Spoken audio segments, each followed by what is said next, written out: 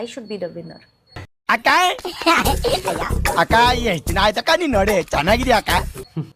Actually ನನಗೆ ಬಂದಿರೋಂಥ ಮಾಹಿತಿ ಇದು ಯಾವುದು ಕಾಮಿಡಿ ಶೋ ಅಲ್ಲ. ಬಿಗ್ ಬಾಸ್ ಅನ್ನುವಂಥದ್ದು ಒಂದು ವ್ಯಕ್ತಿತ್ವಗಳ ಆಟ.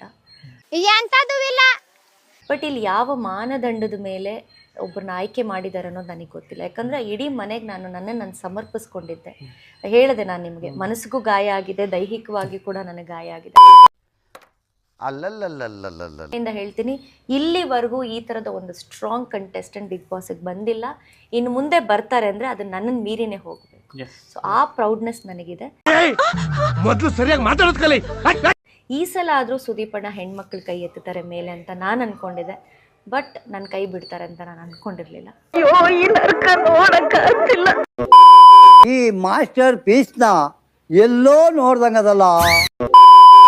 ಚೆನ್ನಾಗಿ ಗೊತ್ತಿತ್ತು ಅಶ್ವಿನಿ ಅವರನ್ನ ನಾನು ಹೊರಗಡೆ ಹಾಕ್ಲೇಬೇಕು ಅಂತ. ಬಿಕಾಸ್ ಅವರು ಎಲ್ರೂ ಒಂದು ಯಾಕಂದ್ರೆ ಒಂದು ಟಾಸ್ಕ್ ಆಡಲಿಲ್ಲ, ಒಬ್ಬರ ಬಗ್ಗೆ ಸ್ಟ್ಯಾಂಡ್ ತಗೊಳ್ಳಿಲ್ಲ. ಇಡೀ ಮನೇಲಿ ನೀವು ಎಲ್ಲಿ ನೋಡ್ತಿರ್ಗಿಲ್ಲ ಬೀನ್ ಬ್ಯಾಗಲ್ಲಿ ಕೂತಿರ್ತಿದ್ರು,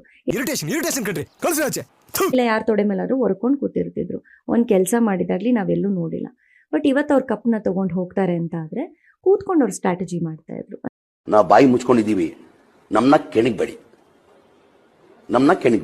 ಅಂದ್ರೆ ಇವ್ರು ಲೂಪ್ ಹೋಲ್ಸ್ ಇದಿದೆ. ಯಾಕಂದ್ರೆ ರಿಯಾಲಿಟಿ ಶೋಸ್ ಮಾಡಿದ್ರು, ಅವ್ರು ಗೆಲ್ಲೇಬೇಕು ಅಂತ ತುಂಬಾ ಸೀಸನ್ಗಳನ್ನ ನೋಡ್ಕೊಂಡು ಬಂದಿದ್ರು.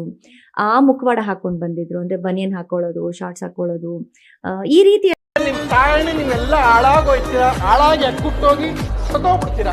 ಕರೋನಾ ಬಂದು ಎಂತೆಂತವ್ರು ಸಾಯ್ತಾರೆ, ನಿಮ್ಮಂತೂ ಸಾಯ್ತಾ ಇಲ್ಲ. ನಂಗೆ ಅದೇ ಬೇಜಾರು. ಎಲ್ಲ ತುಂಬಾ ಅವ್ರದೇ ಆದಂತ, ಅದು ತಪ್ಪೋ ಸರಿನೋ ಅದು ಅವ್ರಿಗೆ ಬಿಟ್ಟಿರುವಂಥದ್ದು. ಬಟ್ ನಾವು ನೋಡಿದ್ದನ್ನ ಹೇಳ್ತಾ ಇರೋದು. ಸೊ ಇವೆಲ್ಲ ಸ್ಟ್ರಾಟಜಿಗಳನ್ನ ಮಾಡ್ಕೊಂಡ್ ಬರ್ತಾರೆ. ಮತ್ತೆ ಕೆಲವರ ಹಾವಭಾವನ ಅವರು ಇಡೀ ಮನೆಯಲ್ಲಿ ಪ್ರದರ್ಶನ ಮಾಡ್ತಾರೆ. ಅಂದ್ರೆ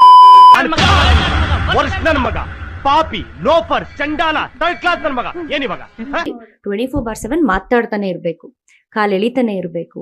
ಇದೆಲ್ಲ ಎಲ್ಲಿಂದ ಅಂದ್ರೆ ಬೇರೆ ಬೇರೆ ಕಂಟೆಸ್ಟೆಂಟ್ಸ್ ಇಂದ ನೋಡ್ಕೊಂಡು ಬಂದಿರುವಂಥದ್ದು. ಬಟ್ ನಾವೆಲ್ಲ ಆಟ ಆಡ್ತಾ ಇದ್ವಿ. ಬಟ್ ಇಲ್ಲಿ ಒಬ್ರು ಆಟನ ಹಾಳು ಮಾಡ್ತಾ ಇದ್ರು.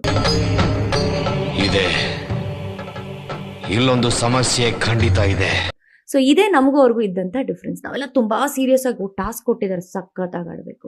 ಇವತ್ತು ನಮಗೆ ಬಿಗ್ ಬಾಸ್ ಕಿಚನ್ ಟಾಸ್ಕ್ ಕೊಟ್ಟಿದ್ದಾರೆ, ನಾವು ತುಂಬಾ ಚೆನ್ನಾಗಿ ಅಡುಗೆ ಮಾಡ್ಬೇಕು. ಇವತ್ತು ನನ್ನ ಬಾತ್ರೂಮ್ ಕ್ಲೀನಿಂಗ್ ಇದೆ, ಯಾರು ಒಂದೇನು ಹೇಳಿ ಈ ಬಡತವಿಂದ ದೇಶ ಉದ್ಧಾರ ಆಯ್ತದ ಬಾರ್ದು.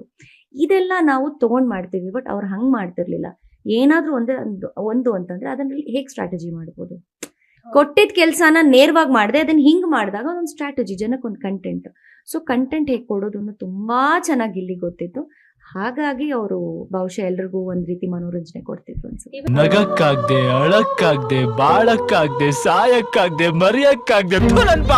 ಮಧ್ಯಾಹ್ನ ತಕ್ಷಣ ಗುಡುಗು ಮಿಂಚು ಬರ್ತಿದೆ.